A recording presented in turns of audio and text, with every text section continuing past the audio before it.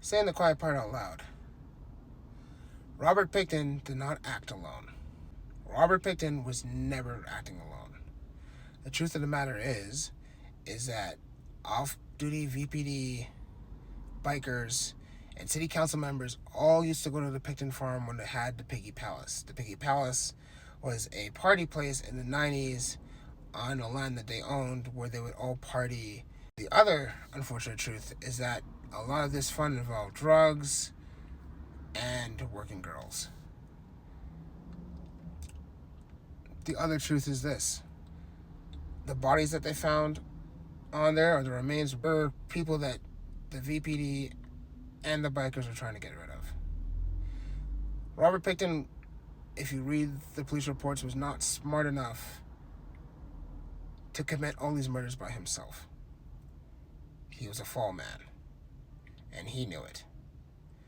It's more likely that his brother Dave was the original killer. And what is more likely is that the VPD, the bikers, and the city, that's how they formed their alliance, by covering up the Pickton murders and getting rid of the bodies that they were all a part of, because they knew what was going on at that place.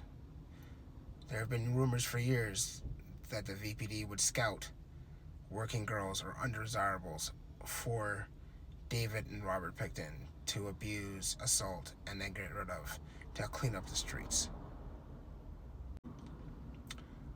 Where the Pickton farm is located is right next to the port closest to Seattle.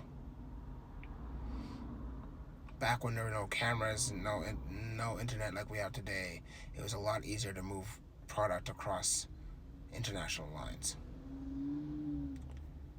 There's families right now who will never know what happened to their loved ones outside of the charges that have been brought up against Robert Pickton, who is now deceased from being murdered in jail, who are still seeking justice.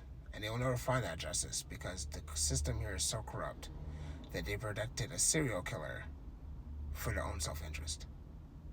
I'll say this again so we understand what I'm talking about. Robert Pickton did not act alone. There is a conspiracy to protect all those members involved. And it's always been the city, the gangs, and the cops.